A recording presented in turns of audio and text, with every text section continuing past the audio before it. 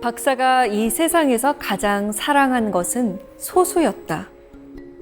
나도 소수란 수가 존재한다는 것은 알고 있었지만 그것이 사랑의 대상이 되리라고는 상상도 하지 못했다. 박사가 소수라고 한마디만 해도 서로 친밀감에 찬 눈짓을 주고받을 수 있었다. 예를 들어 캐러멜을 떠올리면 입안에 달콤한 침이 고이는 것처럼. 박사가 사랑한 수식이라는 소설 중 한 구절입니다. 만약 이 책을 조금만 어렸을 때 읽었더라면 좀 더 수학을 사랑하고 좀 더 재밌게 풀 수 있었을 텐데 라는 생각이 들더라고요. 여기 수학을 사랑하는 타이포그래퍼가 있습니다. 심지어는 물리학 학회까지 찾아다니는데요. 과학을 사랑한 예술가, 그의 눈에 비친 수학의 아름다움은 무엇일까요? 타이포그래퍼 유지원 작가를 만나봅니다.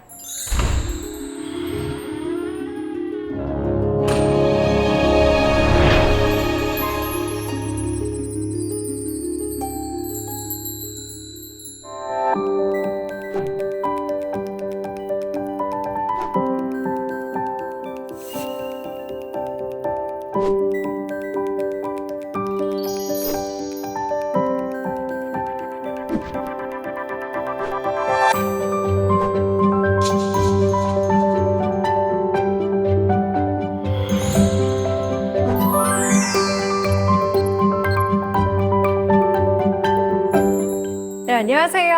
안녕하세요. 네, 반갑습니다.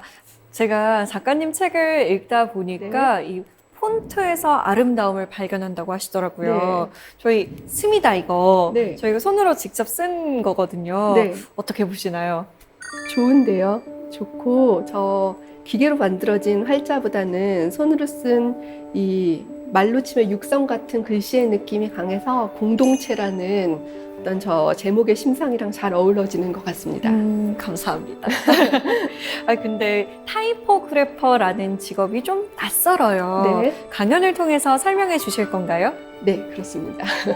자, 그러면 타이포그래퍼이자 디자이너의 눈으로 바라본 세계가 어떨지 정말 궁금합니다. 강연 바로 부탁드릴게요. 고맙습니다. 감사합니다.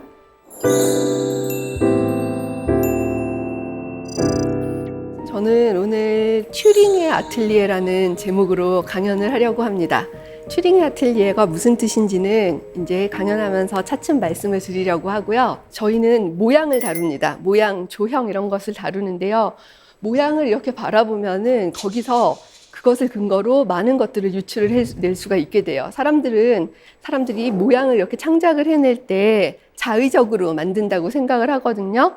하지만 이 모양이라는 것은 머릿속에 있을 때가 사실은 가장 아름답습니다. 여러분도 아마 생각해 보셨을 거예요. 창작을 이렇게 해보시면 머릿속에 있을 때는 분명히 멋진 모양이었는데 막상 손으로 그리거나 모양을 이렇게 만들어내면은 생각처럼 잘 되지 않잖아요. 그게 물리적인 제약을 받기 때문에 물리 세계 속에 가시화하는 것과 모양이 관련이 있기 때문에 사실 생각대로 잘 안 되는 점도 있는데요. 이 모양이라는 것은 우리가 가지고 있는 이 지구 위의 물리적인 환경이랑 긴밀한 관계를 맺고 있어요.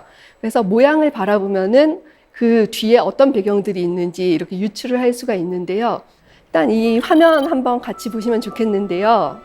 영화의 한 장면이에요. 어느 영화인지 혹시 아시겠어요? 어라이벌이라는 영화고요. 한국에는 컨택트라는 제목으로 소개가 됐습니다. 외계 생명체가 지구를 방문을 해서 일어나는 일이고요. 여기 있는 저 외계 생명체의 모습을 보면은요. 다리가 7개 있어서 지구인들이 일단 임시로 헵타포드, 헵타는 7이란 뜻이고 포드는 다리란 뜻이죠. 7개의 다리라는 이름을 지어줍니다. 제가 이 장면을 들고 나온 이유는 헵타포드 같은 경우는 이 7방향으로 대칭이고 위아래가 지금 비대칭이잖아요. 저거를 보면 저 같은 이제 조형을 다루는 사람들은 어떤 생각이 드냐면 저 헵타포드의 행성에도 중력이 있구나라는 사실을 알 수가 있어요. 중력이 만약에 없으면 공처럼 둥둥 떠다니겠죠. 그리고 저 가냘픈 다리로 저 육중한 머리를 유지하고 있는 것을 본다면 중력이 좀 약한 행성이라는 사실을 알 수가 있어요. 그래서 아마 헵타포드들은 지구에 와갖고 몸을 움직이기가 무거웠을 거예요. 그래서 그들만의 어떤 캡슐 안에 이렇게 들어가 있다는 사실을 알고 있고요. 그리고 다리가 7개인데 7개의 다리 끝에는 촉수가 있어요. 저 촉수에서 지금 헵타포드가 문자를 이렇게 쏘는 장면입니다. 7개의 촉수 위에는 또 7개의 눈이 붙어 있어요. 인간은 앞뒤가 비대칭이기 때문에 앞으로 보는 시선과 뒤로 보는 시선이 있어서 인간이 보는 시선은 이 한 방향적이에요. 한 방향만 이렇게 보통 볼 수 있고, 내 앞에 벌어지는 일들이 미래에서 다가오고 내 뒤에 일어난 일이 과거로 이렇게 멀어져 간다는 이런 선형적인 시간 인식을 가지고 있습니다. 그런데 헵타포드는 7방향을 이렇게 동시에 보고 있기 때문에 헵타포드는 동시적인 시간관을 가지고 있어요. 처음과 끝이 없어요. 그래서 저 동그란 문자처럼 이 전체가 하나로 이어져 있고 이렇게 선형적인 시간관을 가지고 있지 않아요. 그다음에 우리 지구인들은 이렇게 글을 쓸 때 글을 쓴 다음에 뒤집어서 보여주잖아요. 근데 헵타포드는 바로 이렇게 쏴요. 그럼 우린 뒷면을 보게 되는 거잖아요. 그래서 혹시 저건 실수가 아닐까라고 생각을 했는데 가만히 생각을 해보니까 헵타포드들은 그 바라보는 사람을 향해서 문자를 만드는 것 같아요. 너에 대해서 얘기할 때 나를 기준으로 얘기를 하고 인칭이 다를 것 같아요.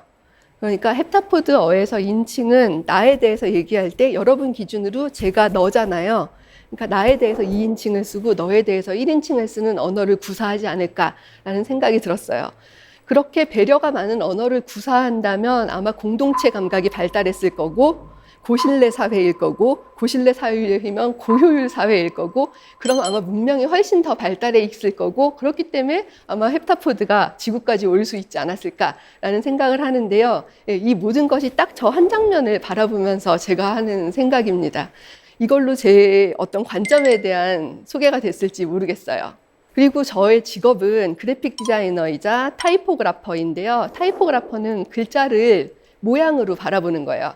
글자에는 의미도 있고 소리도 있고 모양도 있고 서로 상호작용을 하는데 그중에서 우리는 특히 모양을 바라봅니다. 타이포그래피는 크게 글자를 다루는데요. 글자에는 손으로 쓰는 글씨랑 타이핑을 한다 그러죠. 반드시 기계를 사용해서 써야 되는 활자 폰트가 있어요. 활자 폰트랑 글씨는 서로 영향을 주고받기도 하기 때문에 전반적으로는 글자 전체를 다룬다고 할 수 있습니다. 타이포그래피에도 여러 가지 분야가 있는데요. 이렇게 폰트를 만드는 폰트 디자인 분야가 있고, 이것은 이용재 선생님이 디자인하신 아름다운 바람체입니다. 저는 폰트 디자인을 직접 하진 않고요. 다른 사람이 디자인한 폰트로 작업을 하는 글자의 배열을 다루는 타이포그래피를 합니다. 일단 제 작업을 예를 들은 게 좋겠죠. 16시라는 시집입니다. 박상순 시인과 콜라보레이션 했었던 작업이에요. 저는 박상순 시인의 시를 이렇게 종이접기 형태로 만들었어요. 그러니까 시는 천천히 읽잖아요. 막 빨리 이렇게 읽지 않아요. 천천히 읽는데 눈으로만 보는 게 아니고 종이를 접으면서 시를 몸 전체로 감상을 했으면 좋겠다고 생각을 해서 이렇게 만들었고요. 근데 이거는 어떻게 보는 건가요? 그건 사실 아무렇게나 봐도 괜찮아요. 그러니까 정답이 있는 게 아니고 그냥 이리저리 만져보다가 네. 길을 잃어도 시적 감상의 일부라고 생각을 하면서 만들었거든요. 또 박상순 시인의 시를 보면은 이렇게 3절 구조가 굉장히 많아요. 그러니까 노래 같은 거에서 3절 구조가 나오잖아요. 그리고 후렴구가 똑같이 반복이 되고 이 절들은 조금씩 변형이 돼요. 그래서 이 후렴구를 여기다가 넣고 3절은 아무 쪽에서나 읽어도 상관없다고 생각했어요. 그래서 이렇게 빙빙 돌리면서 읽을 수 있게 만들었습니다. 그래서 어느 쪽을 먼저 읽어도 되고 뭐 앞과 뒤가 이렇게 따로 있지 않은데요. 그 시 내용 한번 보시겠어요? 네. 벽에서 풀이 돋아요로 아마 시작을 할 텐데요. 그래서 흰색이나 회색 페인트 벽에서 이 초록색 부분으로부터 글자들이 풀처럼 돋아나는 모습으로 디자인을 했어요. 시를 이렇게 표현해 놓으니까 더 제가 시를 잘 즐길 수 있게 되는 것 같아요. 맞습니다. 감사합니다.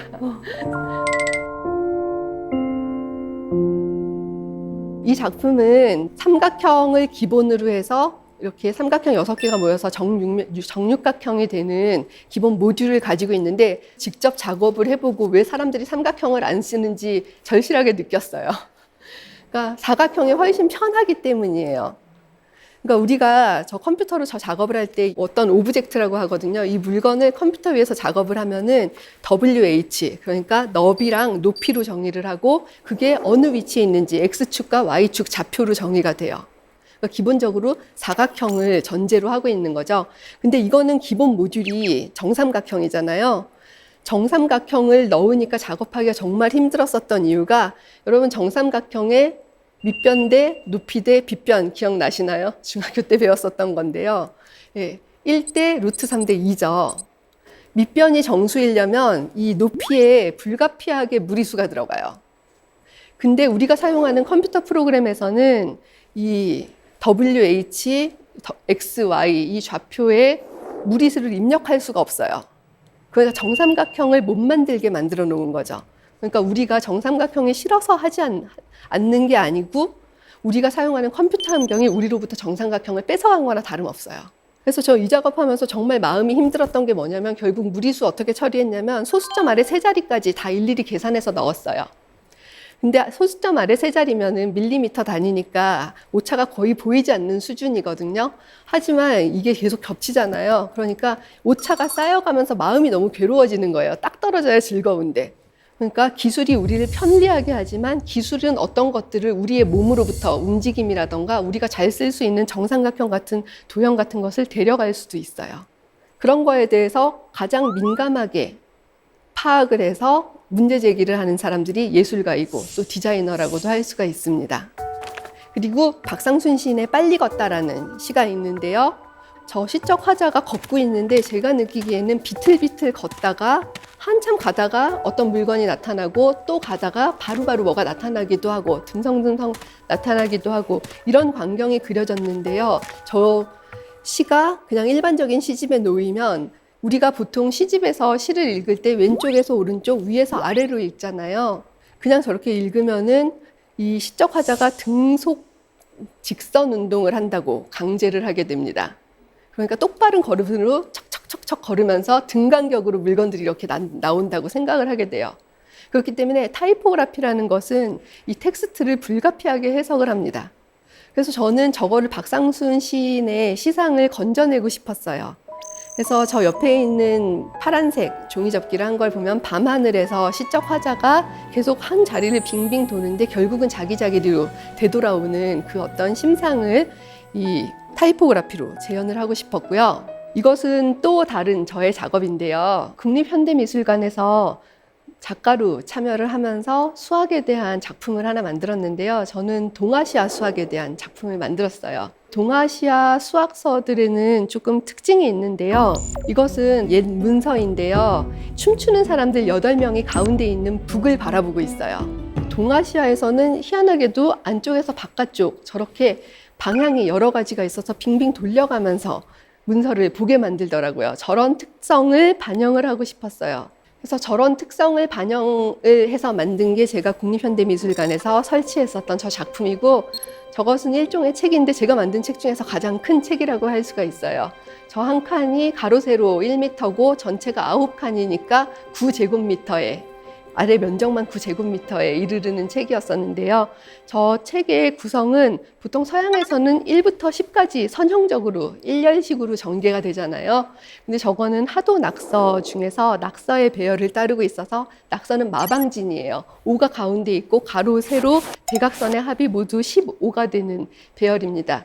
저런 이 사각형 위에 올려져 있는 방향이 다채로운 저런 배열이 이 동아시아 수학에서 썼던 배열이에요. 그래서 저런 배열을 보여주고 싶었고요. 그래서 저 설치 공간 안에 관객들이 이렇게 들어가면은 1부터 10까지 차례로 보는 게 아니고 어디서부터 시작해도 좋고 어디서부터 끝나도 좋은 그런 배열을 가지고 있었고요. 관객들이 저 작업을 완성하고 있는 모습입니다.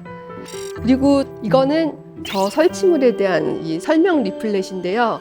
여기는 일반적인 책처럼 위에서 아래 그리고 왼쪽에서 오른쪽으로 이렇게 만들어져 있어요. 근데 여기 보면 이게 제가 만들었었던 그 마방진이고 가운데 오자가 있죠. 그리고 다른 숫자들이 가운데 오자를 이렇게 다 바라보면서 있어요. 저 모습을 이렇게 문서에서 그대로 재현을 시켰습니다.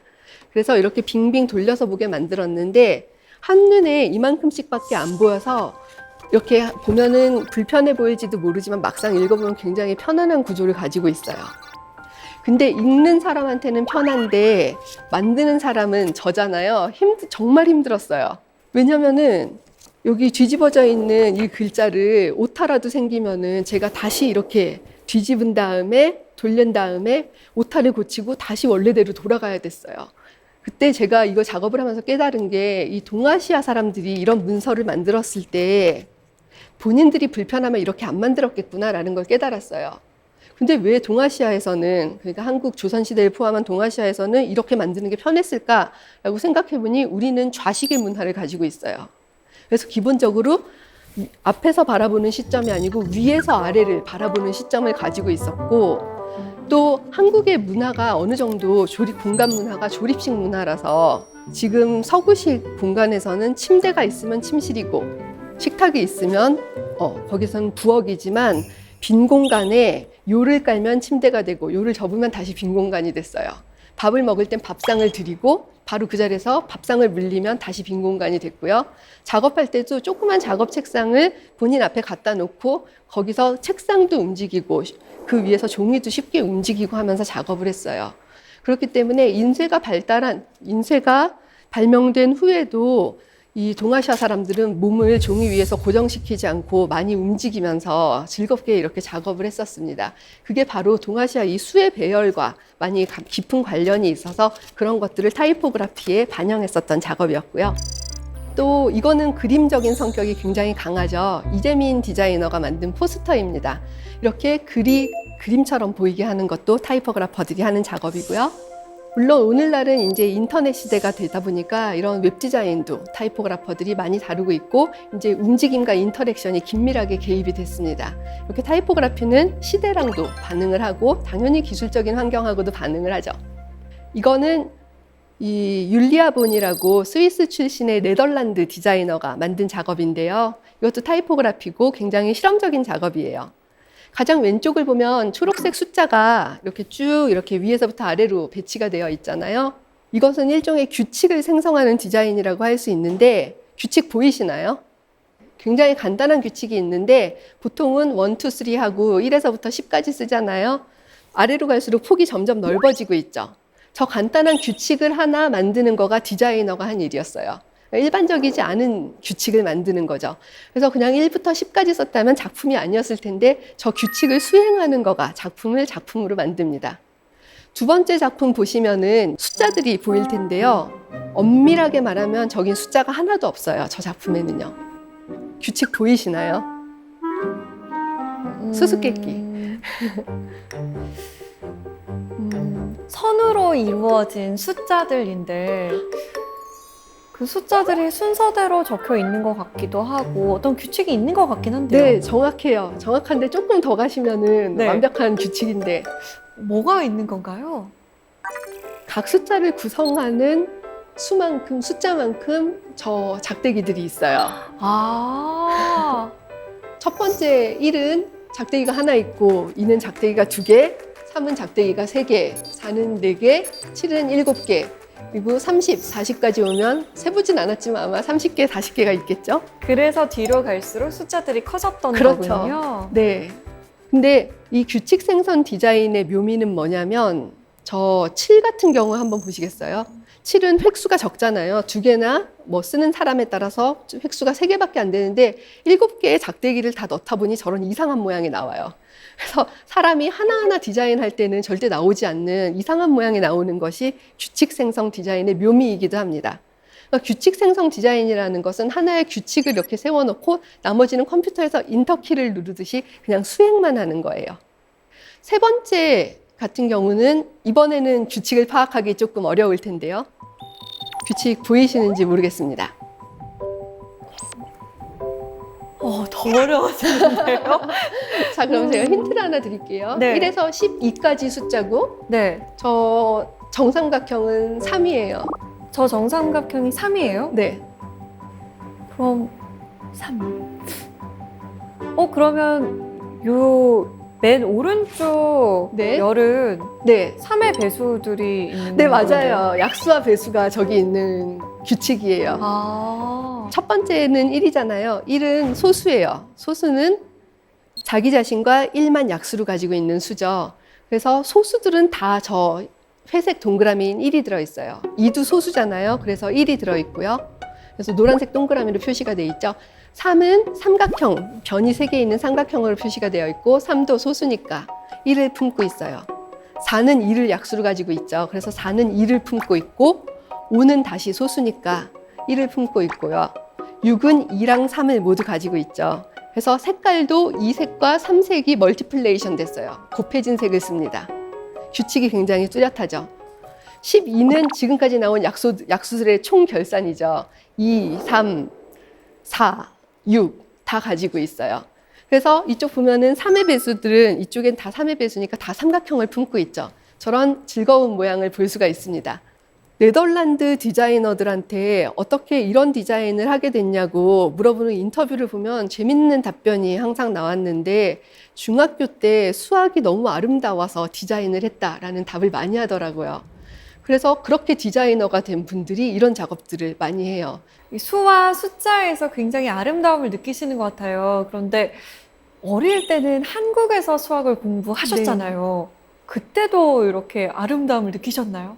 저는 수학 좋아했어요. 수학, 과학 다 좋아하고 미술도 좋아했는데 미술을 제일 좋아하니까 당연히 미술을 전공을 했는데요. 저는 수학, 과학이 재밌다고는 생각했었어요. 그러니까 뭔가 조립식으로 이렇게 만드는 것 같은 느낌이 들고 이 수학의 어떤 그 수적인 논리 안에서 아름다움을 느끼는 건 제가 수학을 더 공부해야만 느낄 수 있다고 생각을 했어요. 근데 저 율리아 보른 같은 네덜란드 디자이너들이 수를 가지고 작업을 하는 모습을 보고 아, 내가 느꼈었던 것을 다시 작업으로 끌어올 수 있겠구나라는 것은 뒤늦게 깨달을 수 있었어요. 이거는 컴퓨테이셔널 디자인이라고 하는 장르인데요. 신규하 디자이너가 만든 거고요. 시티죠, 시티, 도시예요. A부터 Z까지 알파벳에 도시의 풍경을 매핑했어요.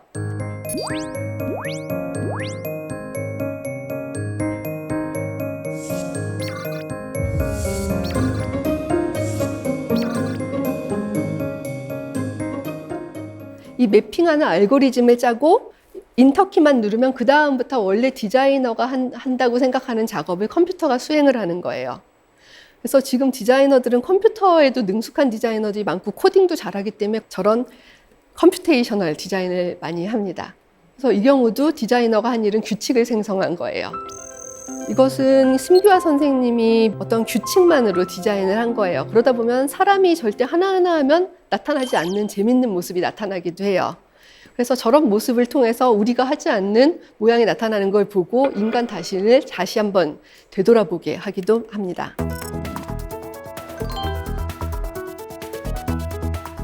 그래서 이것은 어떤 작업이 파생된다는 뜻으로 제너러티브 디자인이라는 이름을 갖기도 합니다.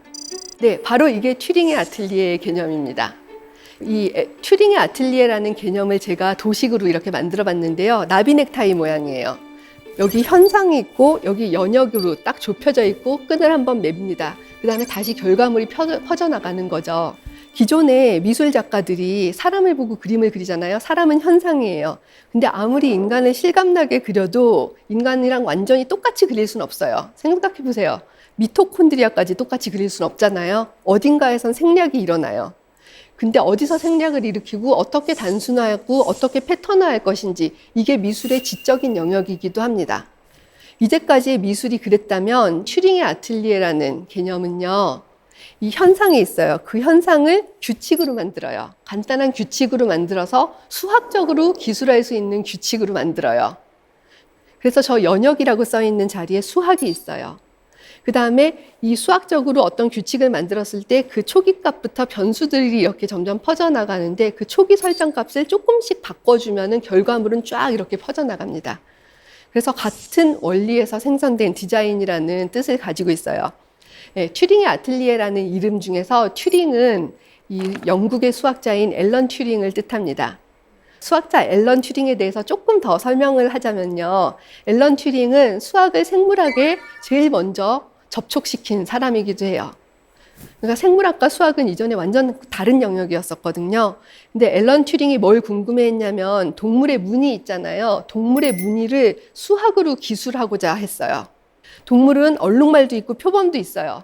근데 얼룩말과 표범은 같은 규칙에서 그 무늬가 나와요. 우리 같은 종인 건 알아보잖아요. 근데 얼룩말과 표범도 보면 하나 한 마리 이렇게 개체마다는 다른 무늬를 가지고 있어요. 종마다 규칙은 같지만 개체마다 모양은 조금씩 이렇게 달라요. 그게 딱 아까 전에 제가 말씀드렸던 튜링의 아틀리에적인 개념이죠.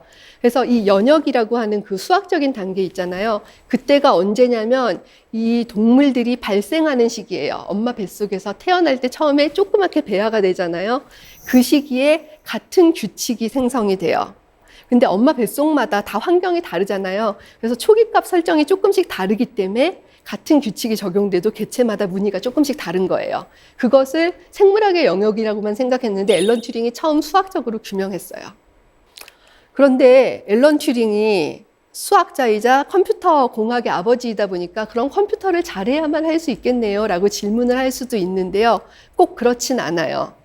이거는 중세의 이 성당인 윈스터의 창문이거든요. 이것도 일종의 알고리즘 디자인이라고 할 수 있어요. 저 창 윗부분에 보면 이렇게 무늬가 있잖아요. 저 무늬들을 어떻게 조합하느냐의 방식에 대한 규칙이 있어요.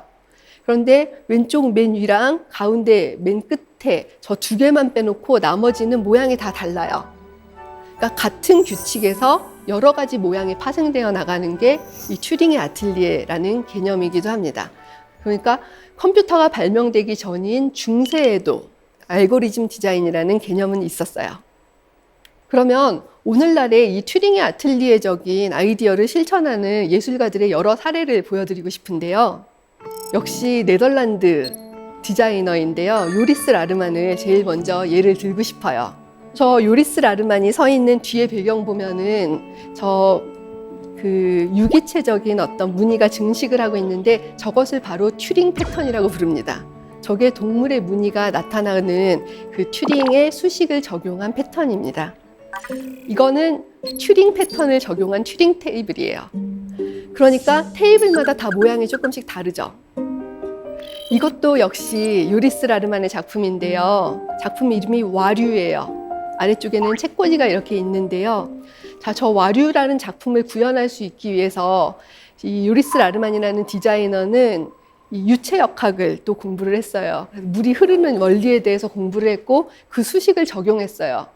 그래서 물이 이렇게 뒷부분에 저기 화면이 있잖아요. 저 화면을 보면 물이 이렇게 흐르고 있어요. 근데 흐르는 거는 순간순간마다 다르잖아요. 같은 규칙이지만 순간순간에 따라서 흐름이 다른데 어떤 순간을 포착하느냐에 따라서 다 다른 책장이 돼요. 이 산업시대 이전에는 저런 것들을 공예로 만들었어요. 한 땀 한 땀 만들었기 때문에 가격이 굉장히 비쌌어요. 하지만 산업시대는 이 주로 육면체, 단순한 기하학적인 도면으로 만들었죠. 그렇기 때문에 가격이 조금 내려갈 수가 있어서 디자인이 굉장히 민주화됐어요. 근데 디지털 시대에는 산업 시대의 민주적인 가격과 이 공예 시대의 저 복잡한 형태를 접목시킬 수가 있게 됐어요. 그래서 디지털 시대의 조형은 다시 복잡함이 돌아오게 될 거예요. 20세기의 디자이너들은 제임스 와트의 후예라고 할 수 있을지도 몰라요. 설계도 하나를 그렸습니다. 그럼 그 설계도가 똑같이 적용이 됐어요. 근데 21세기는 디지털 시대잖아요. 디지털 시대의 디자이너들은 이제 점점 앨런 튜링의 후예가 되어갈 거예요. 하나의 설계도를 그리는 게 아니고 하나의 규칙을 생성해요. 그럼 그 규칙이 다양하게 변주되어가는 그런 모습이 튜링의 아틀리에고 이게 미래의 조형이 될 겁니다. 이것도 요리스 라르만의 뼈의자인데요. 뼈에서 영감을 받았는데 네. 어떠세요? 집에 들여놓고 싶다고 하시면은 흔쾌히 갖다 놓으시겠어요? 싫으세요? 약간 좀 네. 무서울 것 같아요. 그렇죠. 특히 밤에. 좀 그로테스크하죠. 네. 저도 집에 갖다 놓으라고 하면 싫어요. 근데 저는 이 의자가 디자인사에서는 굉장히 중요한 이정이 된다고 생각해요. 모양은 저렇게 생겼지만 이 뼈가 인간의 뼈가 성장하는 그 원리를 반영하고 있는데요.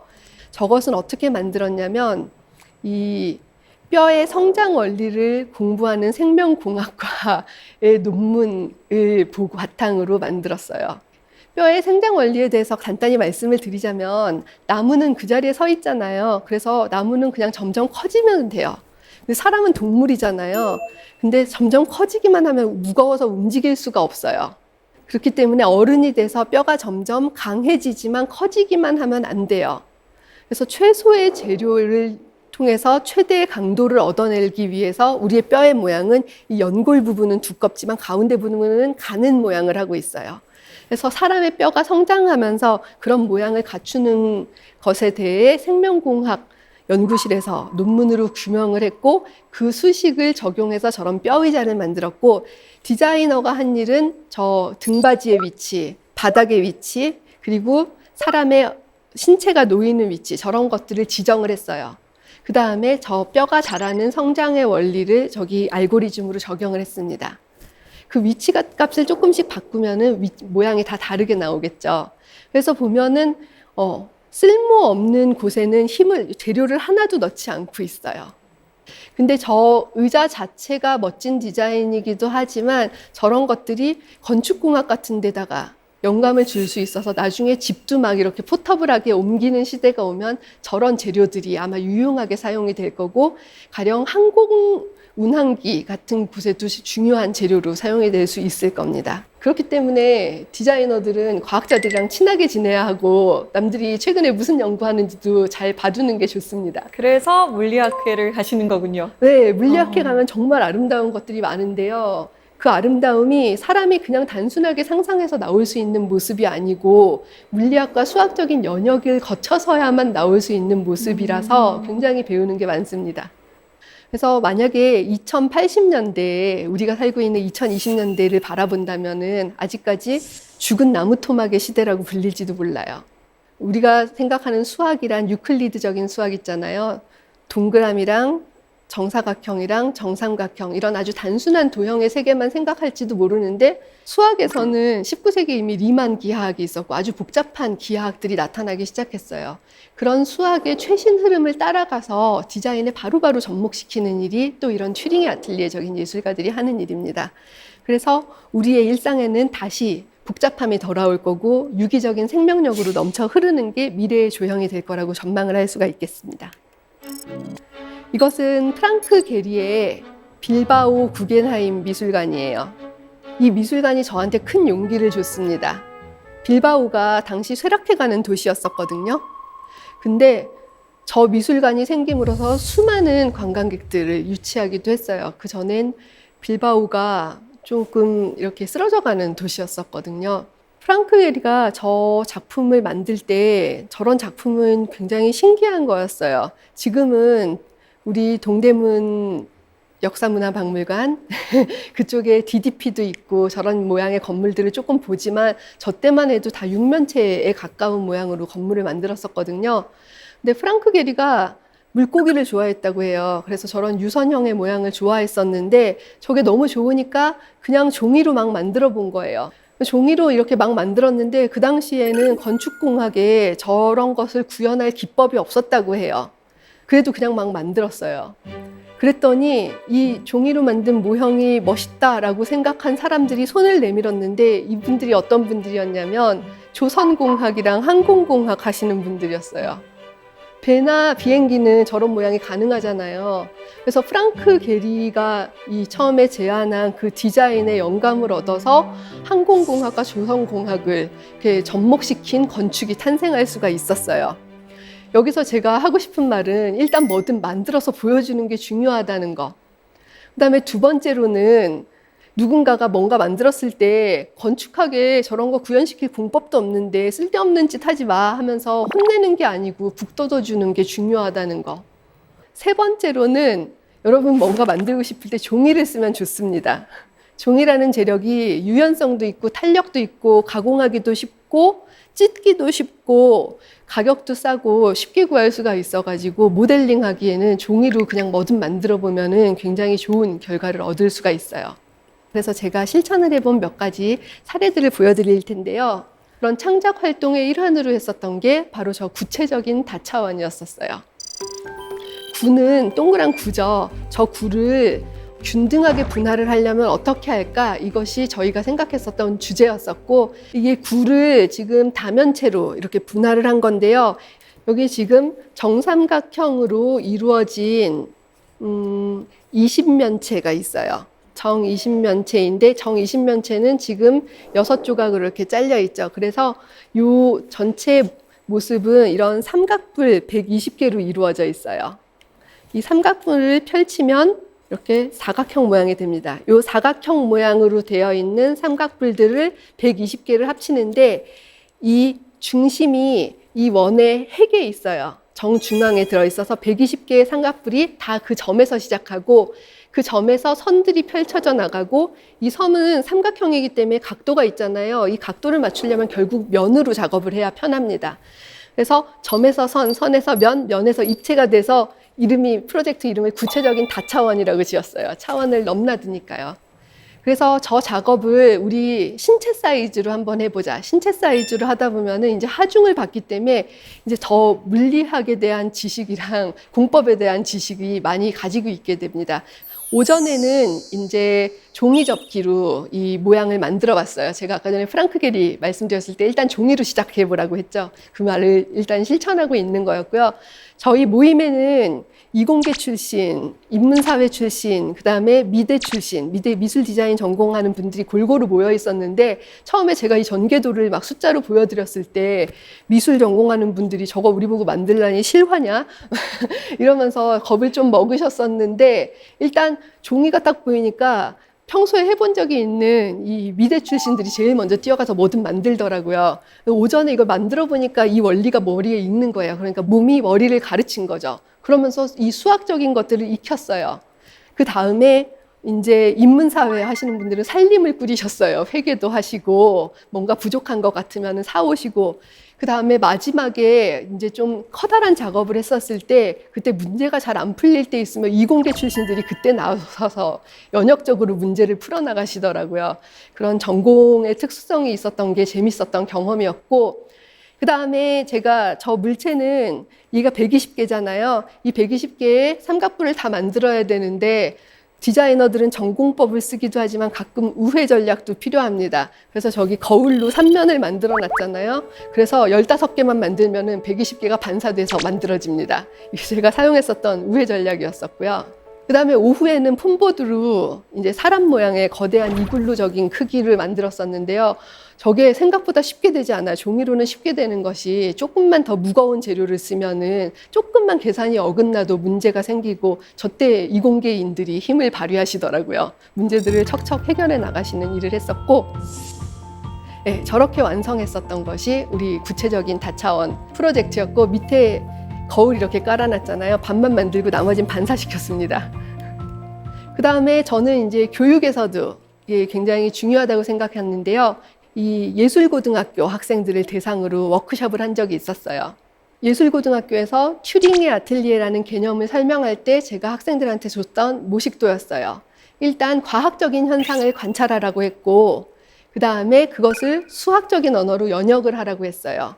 그것이 펼쳐진 것이 이 학생들의 결과물이 되었겠죠. 네, 이 학생들이 해마를 주제로 작업을 했어요.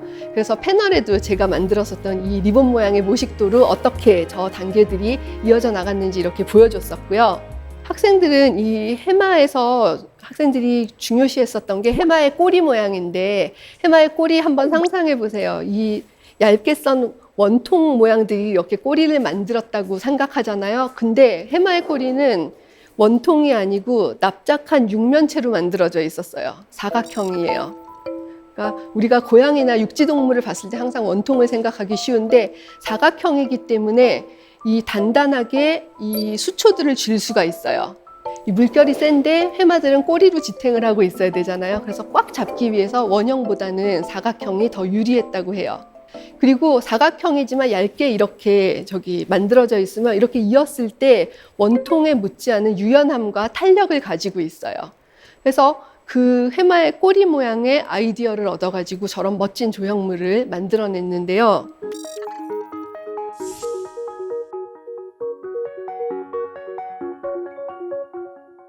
근데 제가 튜링의 아틀리에라는 아이디어를 알려주지 않았다면 이 친구들은 해마 인형밖에 만들지 못했을 거예요. 근데 원리를 연역하라고 하는 거가 굉장히 중요한 키포인트가 되었었던 거죠. 그래서 제가 저 작업을 한 걸 보고 정말 멋지다라고 생각을 하면서 학생들한테 수학적인 부분에 대해서 계속 질문을 했거든요. 또 발표한 학생들이 갑자기 뒤로 물러나면서 난처한 표정을 지으면서 저희들 다 수포자라고 곤란해하더라고요. 그래서 제가 그 말을 듣고 너희들이 하고 있는 지금 그 행위가 다 수학행위라고, 수학적인 행위라고 했더니 한 번도 자기들이 수학으로 뭔가를 할 수 있을 거라고 생각하지 못하고 수학은 대입에 방해가 되는 어떤 괴물 같은 모습이었는데 처음으로 어떤 친근함을 느끼는 것 같았어요. 스스로 수포자라고 얘기하던 예술고등학교 학생들이 했듯이 수학적인 행위는 우리의 일상에서 그렇게 멀리 있지 않고 예술과 디자인에도 깃들어 있어요. 그런 수학을 우리 일상과 미술과 디자인에서 다시 접목시키도록 이렇게 찾아내 주고 싶은 것이 제가 하고 싶은 일입니다. 오늘 강연 여기서 마치겠습니다. 감사합니다.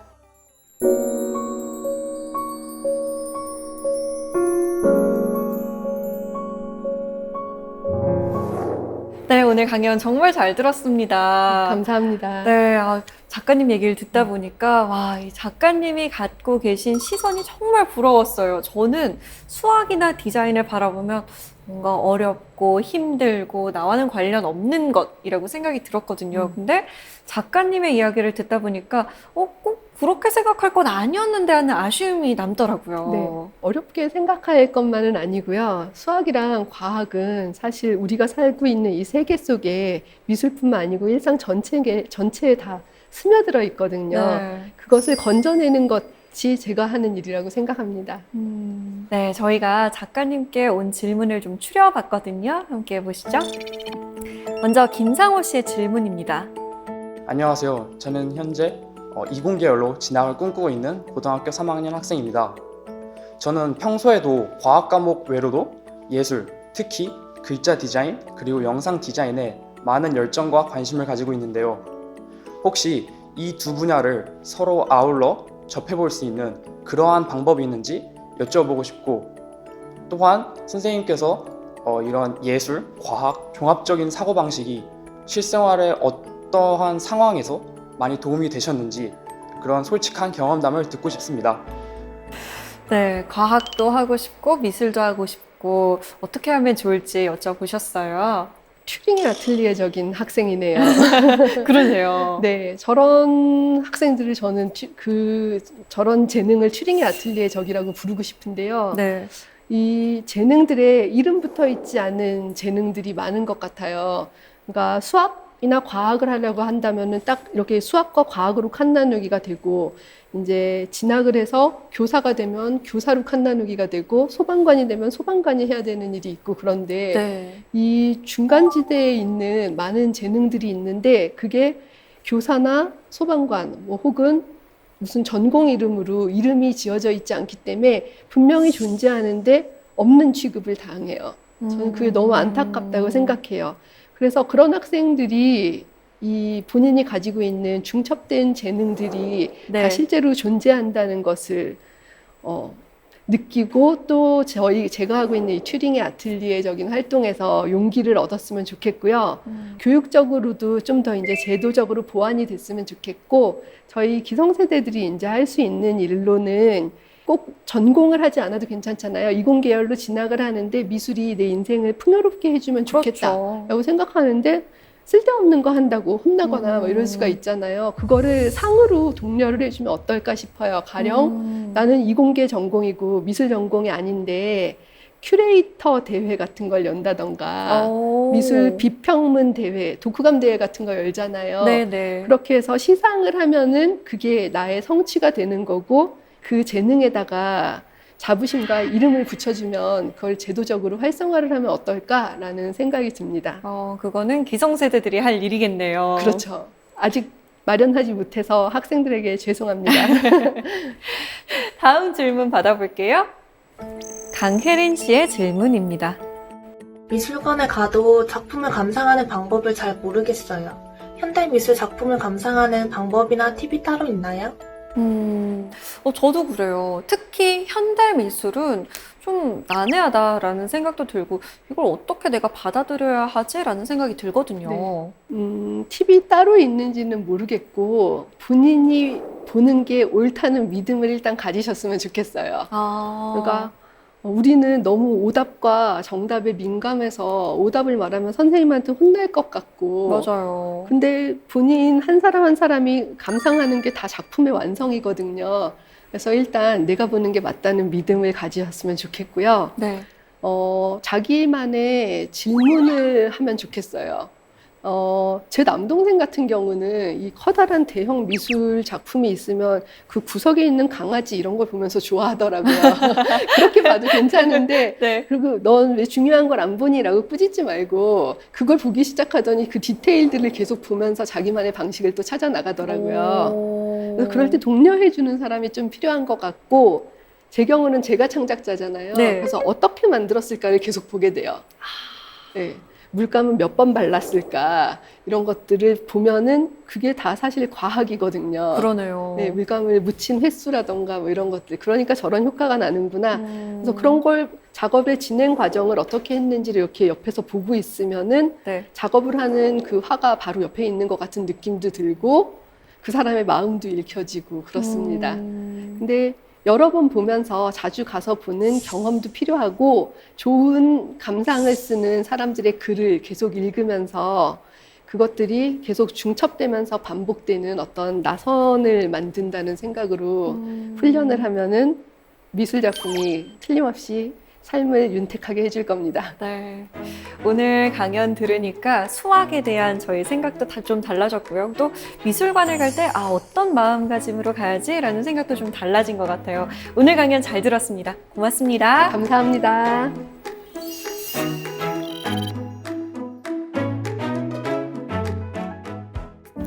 아무리 사람이 많은 곳에 있다고 하더라도 사랑하는 사람이 불러주는 목소리는 바로 알아들을 수 있다고 합니다. 귀가 듣는다고 생각하지만 사실 듣는 기능은 뇌에 있다는데요. 소리를 들으면 뇌가 청각 지도를 만들기 때문에 이 듣고 싶은 소리의 방향과 내용을 감지할 수 있다고 합니다. 과학과 예술처럼 전혀 달라 보이는 것들을 사랑하게 된다면 소음 속에서도 듣고 싶은 목소리는 딱 알아채는 우리의 똑똑한 뇌가 어디선가 들려오는 목소리의 방향을 찾아주지 않을까요? 사사계 공동체 습니다. 저희는 다음 시간에 찾아오겠습니다.